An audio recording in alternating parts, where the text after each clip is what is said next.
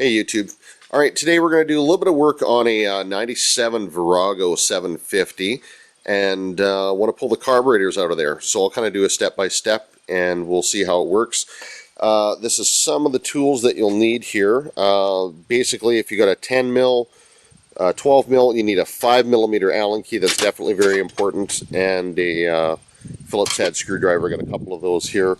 A pair of pliers for taking off clamps off the fuel lines, things like that.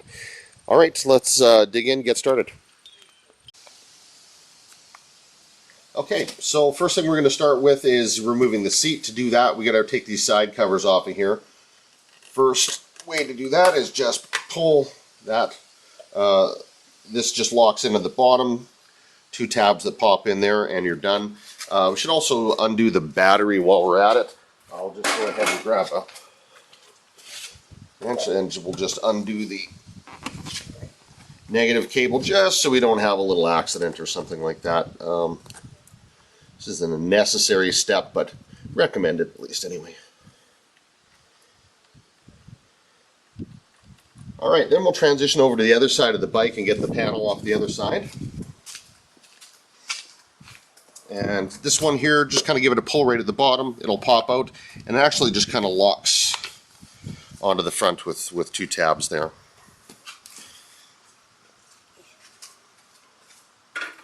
Okay, next thing we need to do is remove the seat bolts. We'll just stick right here. This is a 5 millimeter Allen key, and we just spin this guy back.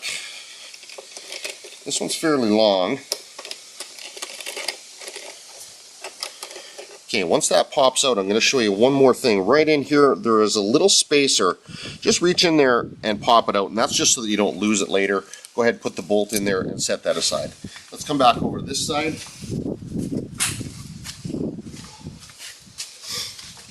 One more 5 millimeter Allen key, and right there.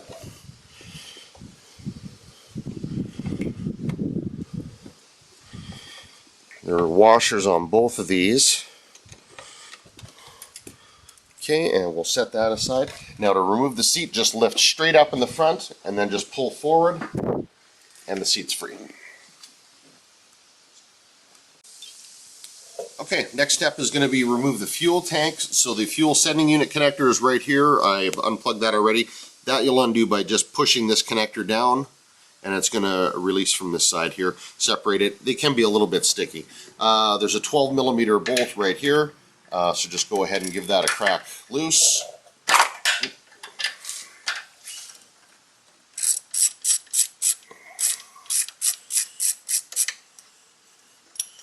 Okay, so there's this cutaway washer and a rubber gasket that's going to come off with that. Keep those together and set them aside. Next thing that we're going to do is come around to this side of the bike and just make sure the fuel line's undone. I have already got the main fuel line undone. These use a vacuum operated petcock. Just lift up on the back of the tank to get a little bit of room. Slide the spring clamp off the vacuum tube, unplug that. Then we just pull the tank kind of at an angle back away from the bike.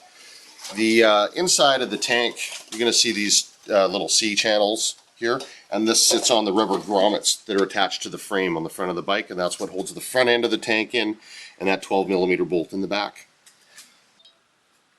Okay, so the next thing we're going to do is remove this, they call it a bug eye, off this side, and some of the air ducts that go to the carburetor. The frame on the Yamaha uses the top part of the frame as the central air duct for this. So we're going to go ahead and remove this screw here. This one over here, I've kind of already loosened these up. There's one more right at the bottom, right in there. So go ahead and loosen those up. The next thing that we'll do is remove the 5 millimeter Allen screws for the bug eye itself. One there, this one here. This one's really long on this bike. I'm not sure if somebody switched it at some point, but I didn't buy the bike new, so it's possible somebody changed it, or Yamaha just put a really long one in there.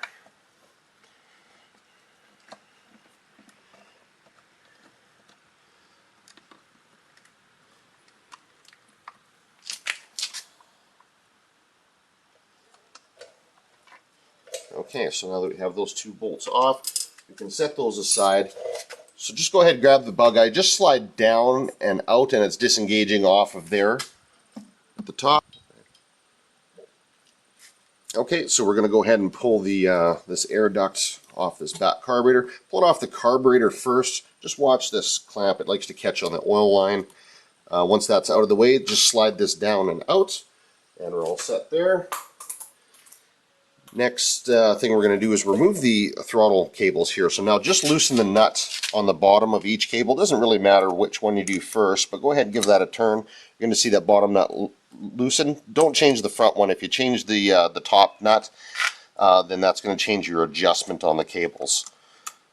If you just crack these guys loose, set our wrench aside. So then basically just lift this up to clear that little step on the bracket. Once that's done, this can spin around, disengage from there. What I do with this one is I just set it on top so it's out of the way. And the second cable, just repeat the process, lift, spin it around so that you can disengage like that. And this one, I just flip out in front of the horn. That way I don't have to wonder which one went where. I know this one goes to this side and the top one went to this side here. Go. Okay, next step, I'm just going to go ahead and remove this vacuum line. This goes to the, I forget what they call it. It's basically an air pump that's on the other side of the pipe. Go ahead and pull that vacuum line off. There we go, that's loose. And then we're going to go ahead and loosen up the carburetor boot on this side. That's just a Phillips head again. Go ahead, back it out. Give yourself a fair bit of room to work with.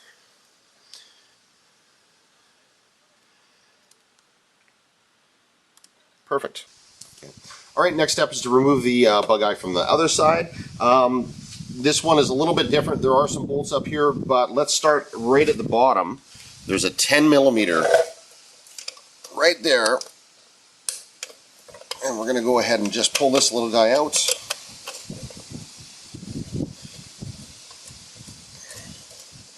Once that, it's a pretty short bolt. Once that comes out, we're just going to rotate the bottom of this towards us and then up in the top. Basically, there's two of those rubber grommets, and then this 10 millimeter bolt just holds the bottom in place. So just rotate it, pop it up, and then you're all set. Okay, so this is that air pump. I forget what the AICS, or I don't know, something they call it anyways. A couple of 5 millimeter hex bolts here. We're going to go ahead and crack these loose. Pull it out. That's a real long one. One on this side. Spin that out. And we're going to go ahead and set those bolts aside. Now the next step is going to be to remove a vacuum line right up in top here, and this one doesn't have a clamp on it for some reason. I should probably find one for there. Go ahead and pull that out, and then these two pipes on the side here, they're just going to slip out of place, and just let this lay over to the side. It'll be out of your way, and just leave it like that. The next step after is to go ahead and remove this carburetor boot. One screw right there. We'll go ahead and back that out, and one more right here at the bottom of the carburetor intake.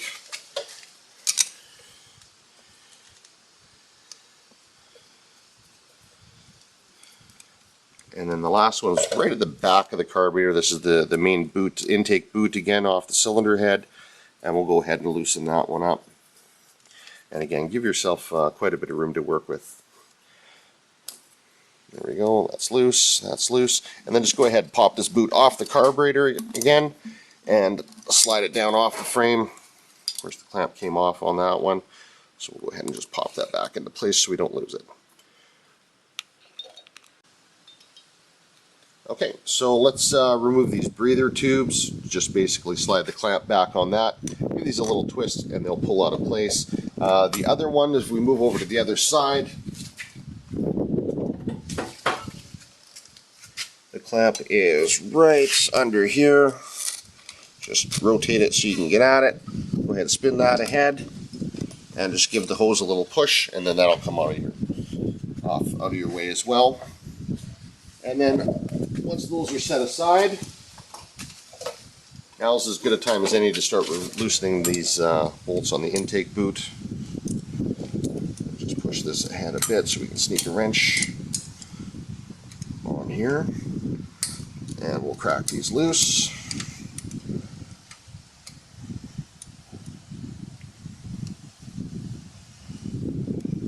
Now these clamps that are on here are kind of welded in place, and I think one of mine, the spot weld actually popped off, which actually gives me a little bit more room to work on it, but then I just have to make extra sure I get it back in the right spot.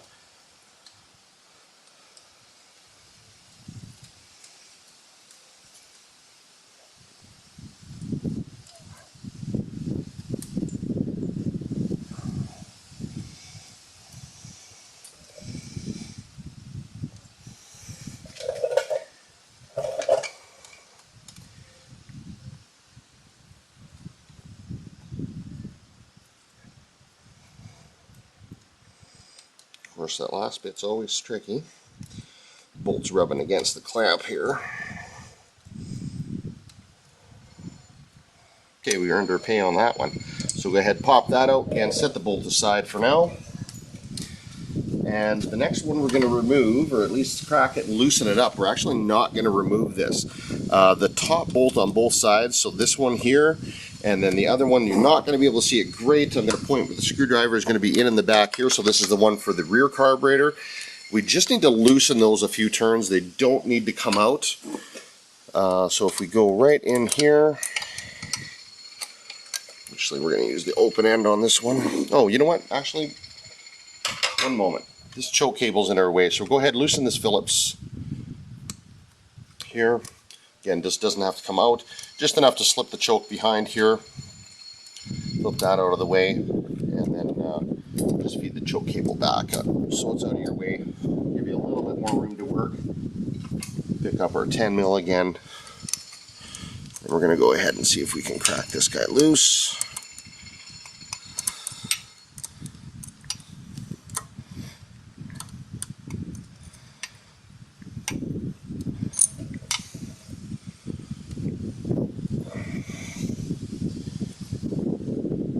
Okay, that should be good enough. And we're going to spin around to the other side.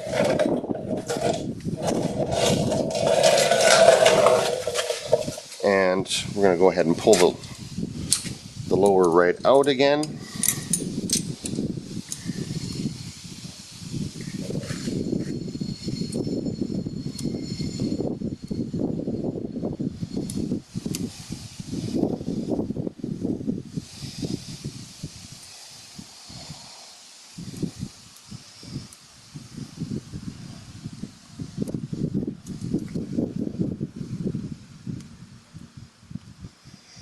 Alright, and the lighting is going to be terrible, but again, suffice to say, you need to get a wrench on this back one. These can be a bit tricky, but take your time.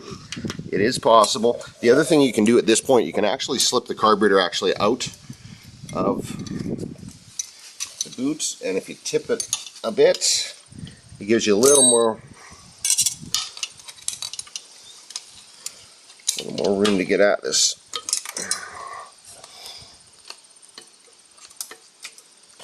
Go ahead.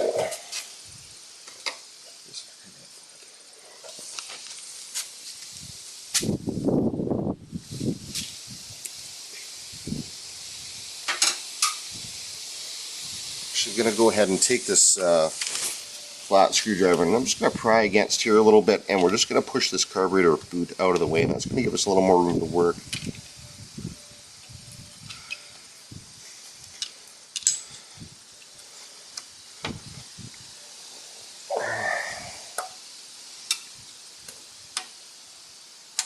There we go. So once that's out, just set it aside. That's going to let the carburetors fall back out of place. And now you've got lots of room to get in and loosen up that back bolt here. Now we can actually use the box end on it. And again, these don't come out, just 2-3 turns back. It's just going to loosen it up. And then the boot will slide off the other side, just like this one did. Once that slides out of the way, it's just going to pull out like that. Once that slides out of the way, we've got our throttle cables off, fuel lines undone, the vacuum lines are undone, the carburetors will just slide right out the side of the bike. Alright, so basically once you have the carbs put back together, you've cleaned all the passages, everything's good. Follow the video from before to see where your hoses go again if you lost track. I added a filter in here, so we're going to try that out. Whoops, this goes this way. And we're going to go ahead and just slip the carbs back into the bike, like so. Just watch your oil lines and here, so you don't want to jam anything. When you get it set up right, it will kind of just slide into place. There we go.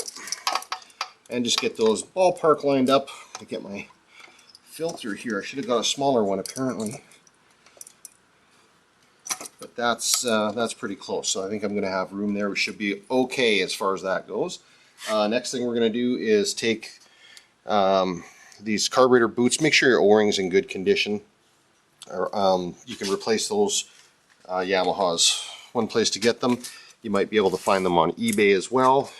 So just lean the carb ahead best you can. These boots are in pretty crappy shape of mine, but they don't leak at this point, so I'm not replacing them quite yet. And there we go. So I have that clamp set up so that it actually comes right off. And I am going to just go ahead and start this bottom bolt in here. Now it slips in the top because we never took the bolt out. We just loosened it off. You'll see how the washer goes. It's fairly self-explanatory. We're going to screw this bolt in just till it's not, well, finger tight even really is all you need. Make sure the clamp slips back into place where it goes.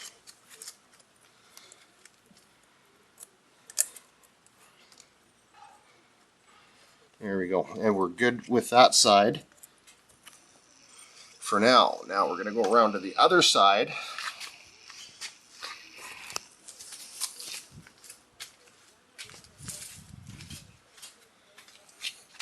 And we're just going to spin the wheel so we got a little bit more room to work here.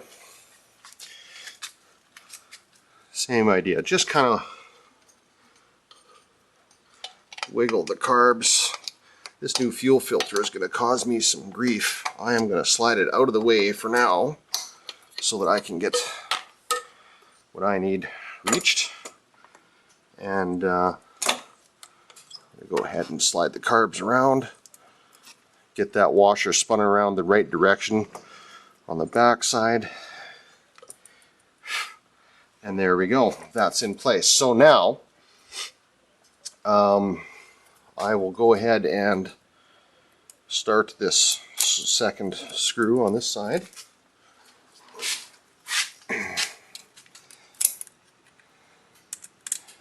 And we literally just want to start that one 2-3 turns. Just make sure it's in there. Go ahead, pop your clamp back in place if it pops off. There you go. Now, this is going to be probably the hardest part here, and I'll show you how I do it. I get a pry bar, and if you're very, very careful, you kind of line this hole up, get in behind the head. You don't want to push on the bowl of the carburetor, but on the there's kind of the bowl mounting area, and it's a bit thicker. And if you whoops, just kind of put some pressure on it and flex. I sprayed those. Oh, I forgot to mention I sprayed these carburetor intake boots with silicone spray, so they slip a little bit easier. And before you know it, they will pop into place. Now we don't want the intake boots tight yet, because it's easier for them to move around a little bit while you flex them in there.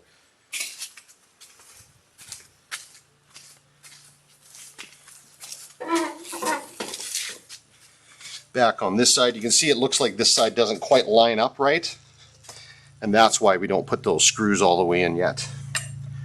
So again, watch your oil lines. Get the spar to line up best you can. You may have to push the carbs a little bit the other way.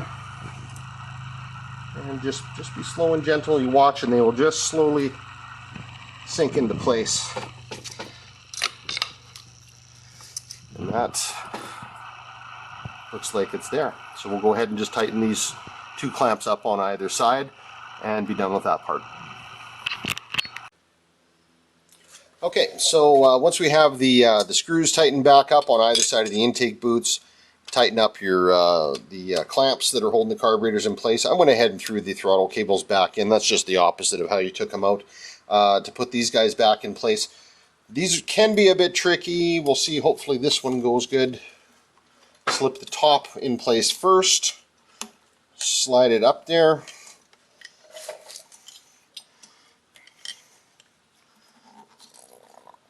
Of course, this is going to be ignorant now that I'm doing it on camera. Make sure your clamps stay in place. It's important to get these boots sealed up. You can't have a leak on these boots. With the CV carburetors, the bike will have all kinds of drivability issues if you end up with a vacuum leak up here. You know what? I'm going to switch over to the other side. Just go around there. That one's tricky. This side's actually pretty easy to get at. We're going to open this up a little bit. So the top's got to slip in. Make sure these clamps are backed out lots. Give yourself lots of room to play with. You can even spin them way back and slide them right up a little bit. Then just pop this boot in place. And there you go. That's on. Slide your clamp back into place. Screw it back up. The other side I'll probably do the same thing. Is maybe I just need to loosen those clamps up a little bit more. And go ahead and get those into place. Tighten your top clamp up here too. Make sure that you're not catching any of these wires or anything in there as well. Go ahead, do your choke cable back up that slips in at the front, and just make sure that it's locked in place just like that. Hopefully you can see that, and that locks just back how it was. Have a look when you take it apart. The AICS, this hose is going to go back in and connect to the boot on the far side. I did a little modification here because I'm not going to have a vacuum petcock after this is done. These two hoses just slip back in on this side, like so. I'm also putting an inline fuel filter on this too, and I have to actually get a different one than the one I'd originally started with. It's not going to fit, so if you do put an inline fuel filter, get the smallest one you can get your hands on. Push that back in. That's going to just line right up to there. Put our bolts back in. Going to have a look around the other side again.